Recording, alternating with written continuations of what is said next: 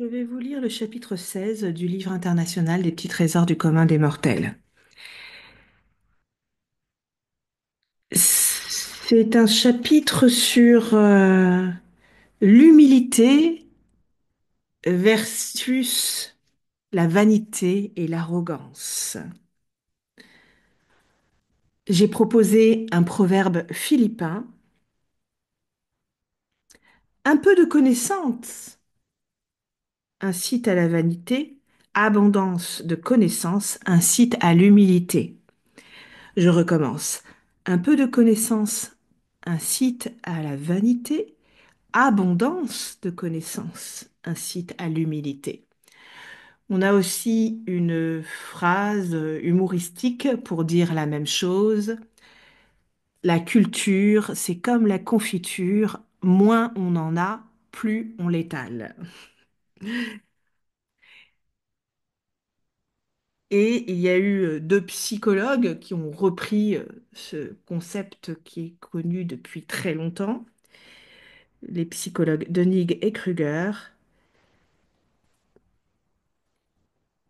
Du coup, j'ai posé la question, quand avez-vous déjà été atteint de l'effet Dunning-Kruger ou d'ultra-crépidarianisme?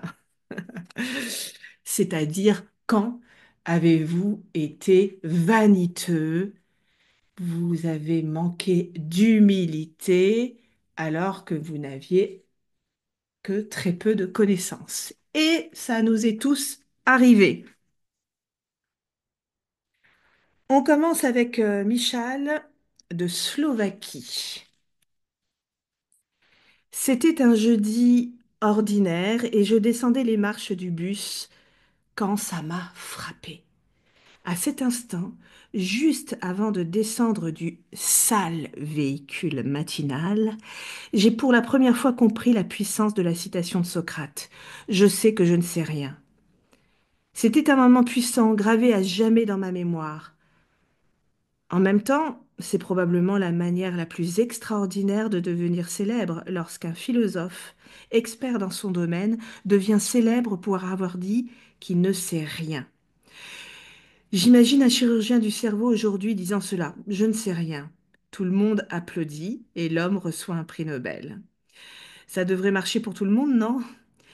Mais plaisanterie mise à part, je pense que c'est un signe de grandeur lorsque le moins que je puisse faire est de reconnaître les limites de ma propre sagesse. Car en réalité, je n'oublie pas, je suis sur un rocher voyageant à travers l'espace, et peu importe si j'observe le micro ou le macrocosme, je ne suis rien comparé à l'infini des deux côtés. Alors je m'accroche fermement des deux mains alors que je suis suspendu dans le vide.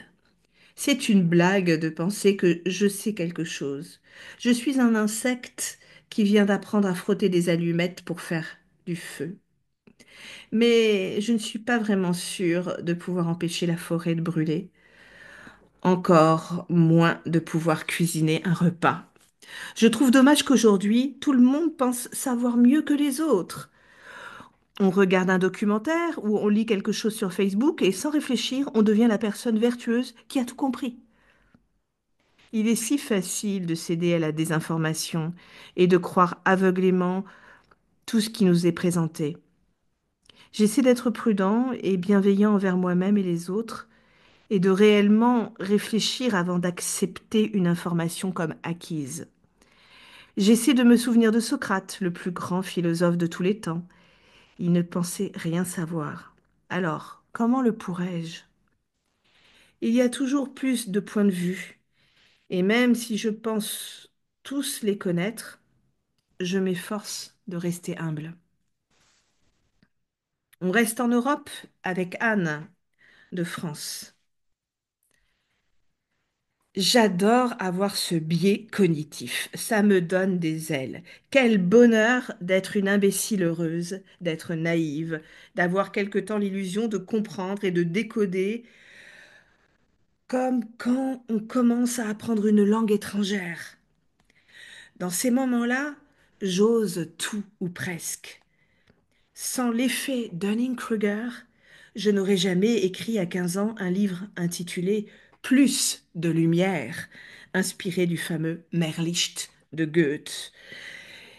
Parce que, bien sûr, j'avais tout compris à la vie et que je voulais éclairer le monde de mes lumières. Rien que ça, oui. Et je n'aurais jamais également osé commencer à explorer de nouveaux sujets complexes. Lorsque j'arrive en haut de la montagne de la stupidité et que je commence à redescendre vers la vallée de l'humilité, en perdant quelque peu mon enthousiasme, j'aime néanmoins ressentir l'immensité de mon ignorance, qui probablement me réconforte en ce qu'elle paraît infinie.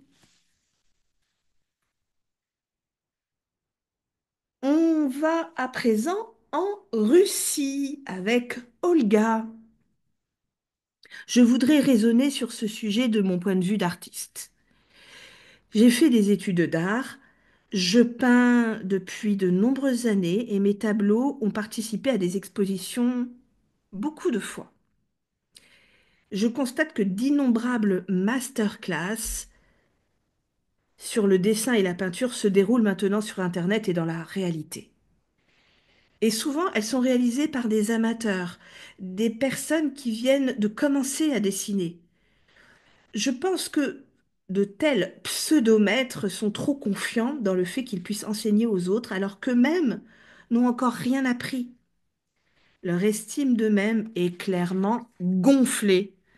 D'un côté, c'est drôle, mais d'un autre, je pense que cela peut être un problème pour les personnes qui fréquentent ces masterclass et qui apprennent les mauvaises méthodes en art visuel et qui après peuvent perdre l'envie de dessiner.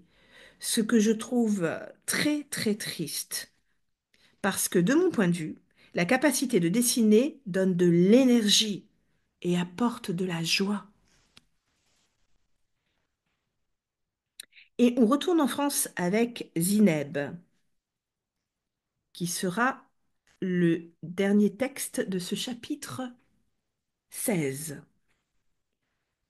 En m'observant, j'ai été et suis atteinte des deux.